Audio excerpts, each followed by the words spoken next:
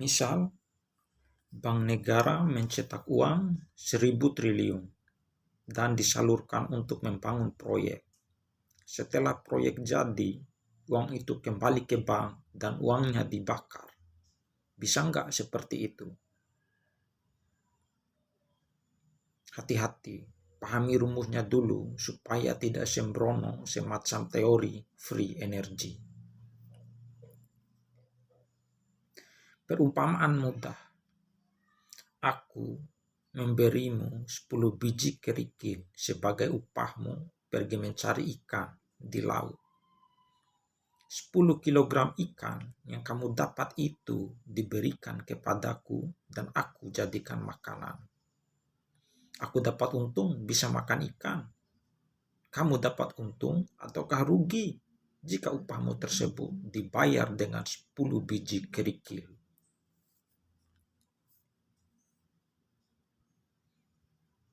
Sebagaimana yang pernah kita uraikan di uraian-uraian terdahulu, uang yang dicetak itu tergolong harta kekayaan yang harus bernilai.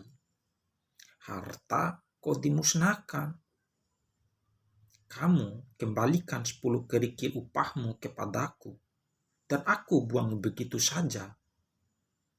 Lantas kamu dapat apa? Udah capek-capek carikan ikan untukku.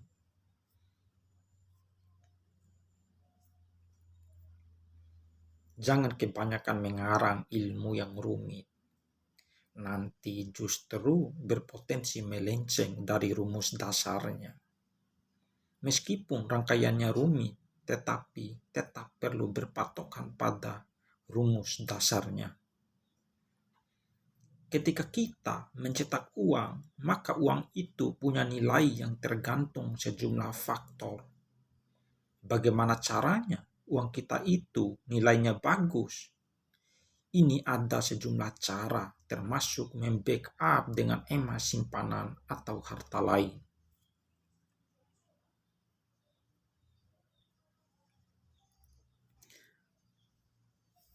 Makanya, mencetak uang secara akal-akalan tanpa backup yang kuat itu berbahaya jika dihadapkan di suatu sudut dengan sesuatu barang yang punya nilai harga terjamin. Ketika kelaparan, satu koper uang kertas itu bisa kalah nilai dibanding sebungkus nasi.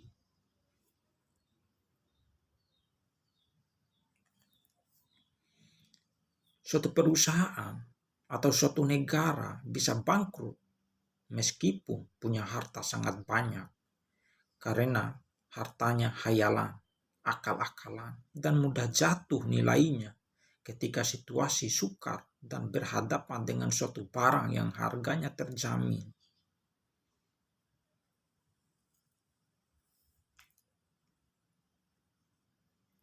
Ketika pemegang saham menuntut bukti sahamnya ke dalam barang yang terjamin, bisa runtuh perusahaan yang hanya gemar bermain uang akal-akalan tanpa aset nyata yang seimbang.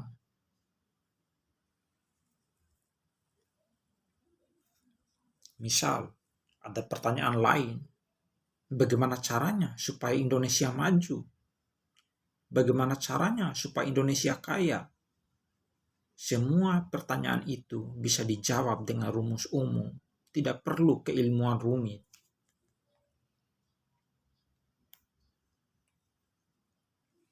Pada hakikatnya bahwa printing money atau mencetak uang itu bukan untuk memperkaya sesebuah negara, tetapi untuk mempermudah sistem transaksi perdagangan. Sampai sini paham kan? Mencetak uang itu bahkan semacam merubah bentuk harta sehingga dinamai uang. Jadi, misalnya tidak perlu lagi membeli barang dengan seketul emas atau seketul perak, cukup sekeping atau sehelai uang.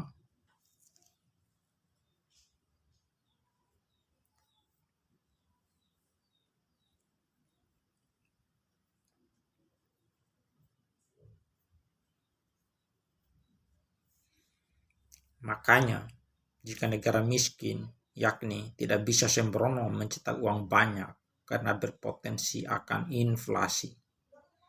Nilai uang yang dicetak tersebut akan murah. Dalam kasus tersebut, bahwa inflasi bukan karena uang yang dicetak itu banyak, tetapi negaranya yang miskin.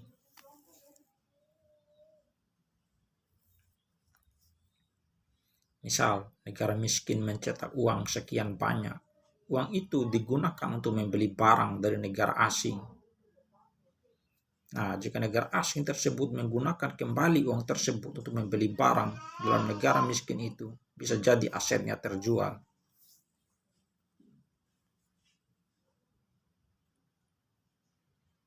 Pada dasarnya, bahwa kemampuan mencetak uang oleh sebuah negara, yakni selaras kekayaan negara tersebut.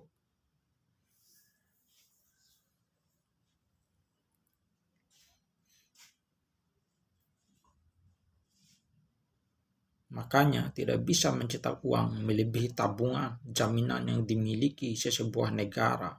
Tetapi ada muncul berkembang teori dan praktik tertentu, yakni mencetak uang dengan jenis jaminan yang beragam. Ketika hendak printing money, antara hal yang perlu dipertimbangkan adalah nilai yang tertera pada uang dan nilai tukarnya terhadap barang mata uang asing di pasaran.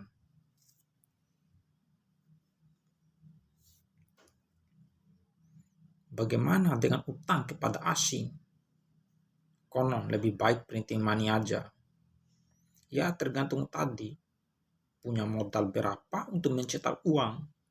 Jika kaya tetapi berutang, lucunya di bab ini. Misal, kamu punya sendok sendiri, tetapi kamu simpan aja dan memilih meminjam sendok tetangga.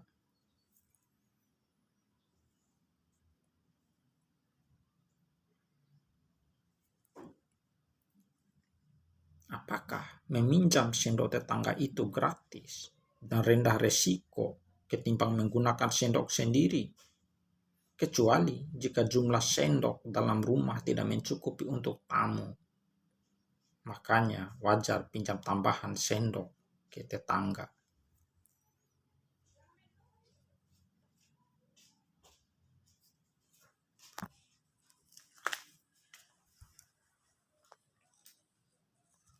Jika cukup modal, printing money itu lebih rendah resiko ketimbang berutang.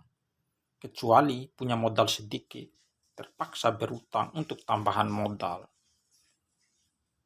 Misal, kamu membeli pesawat Rafale dengan rupiah dan dengan nikel, yakni terdapat kesamaan, saling tukar barang dan terdapat perbedaan pada jenis barang. Dan nikel itu perlu disetarakan dengan nilai uang dalam transaksi sesuai tren di pasaran. Diberi utang, jika gratis dan ikhlas, tiada udang di balik batu, maka oke aja. Tetap dibayar, cuma tunda waktu, misal nunggu panen.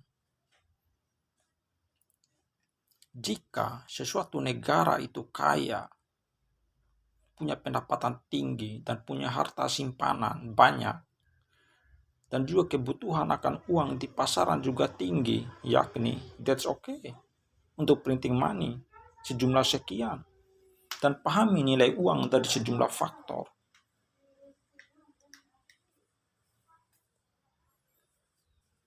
Meskipun nilai pokok barang uang itu tinggi, tetapi bisa saja murah harganya terhadap barang atau mata uang asing di pasaran. Faktor sentimen. Jadi, printing money itu perlu bermodal kaya dan bijak mengendalikan peredarannya.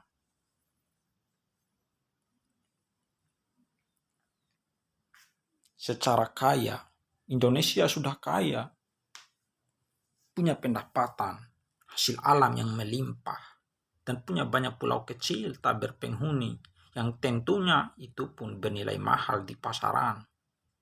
Punya modal untuk printing money. Tinggal faktor bijaksana para pejabat untuk mempelopori pengendalian inflasi. Jika cerdas dan kaya yang punya banyak modal, kenapa takut berbisnis? perbanyak proyek dalam negeri maupun luar negeri. Jika kebutuhan uang tinggi di pasaran, tambah printing bertahap sesuai kebutuhan. Begitulah antara cara yang diterapkan Cina. Ilmunya sederhana dan bukan ilmu rumit konspirasi aneh. Indonesia, kok takut memproduksi barang untuk dijual? Takut rugi. Memang jika tidak cerdas pemasaran.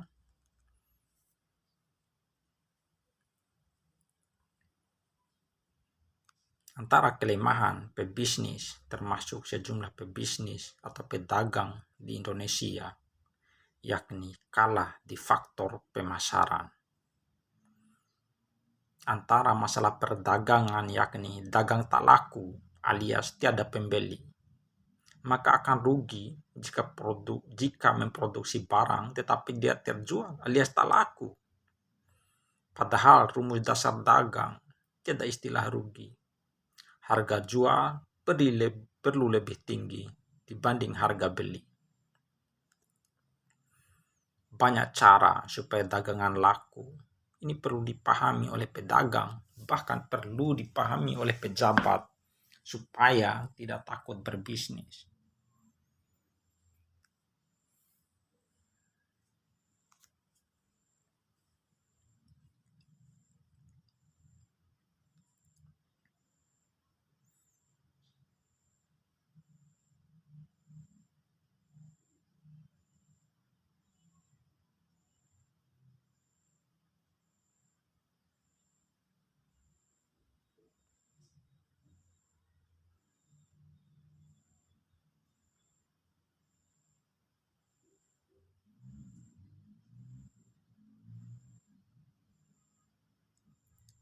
PT DI tidak rugi berdagang pesawat CN235 karena berdagang secara sudah positif, ada pesanan, maka baru diproduksi dan dijual.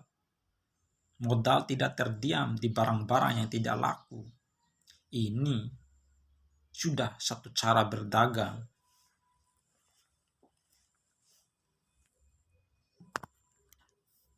Banyak faktor supaya dagangan itu laku, termasuklah istilah-istilah. Kesan pertama yang positif.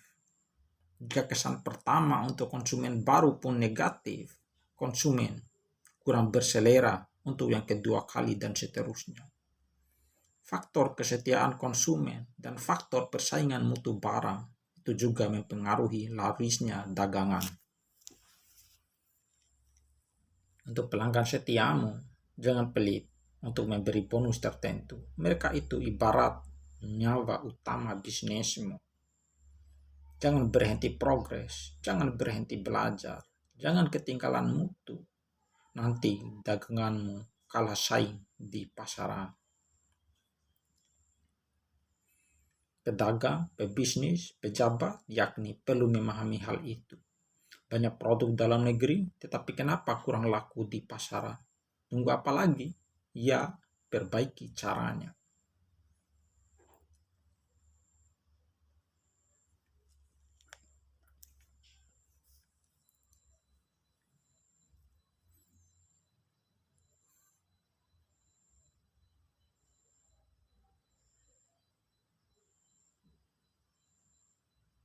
Yang heboh itu, barang akan laris di pasaran jika cukup murah.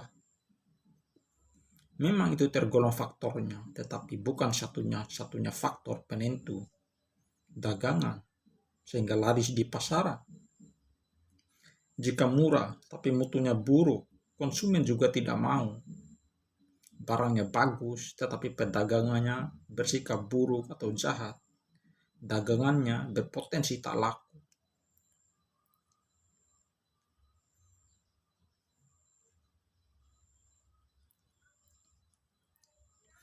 Mau MMT maupun CMT, yakni rumus dasarnya tetap sama. Jika melenceng dari rumus dasarnya, disinilah ada potensi konspirasi yang efeknya menguntungkan pihak tertentu dan merugikan pihak lain.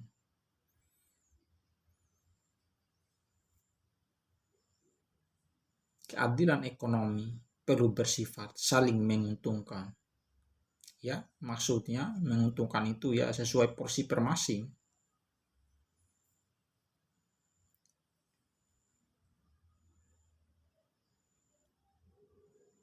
Suatu kasus, kita perlu pahami kasus tersebut, barulah kita tahu solusinya yang relevan. Tidak semua negara sesuai menerapkan MMT. Seperti yang pernah kita bahas, jika negara miskin mencetak uang banyak, bahwa ini berisiko besar. Risiko tersebut memang masih bisa dikendalikan secara spekulasi, tetapi ketika kejujuran terjadi, maka spekulasi tersebut bisa runtuh. Kalau Indonesia tergolong oke saja menerapkan MMT. Ya, kayaknya sampai di sini dulu ini.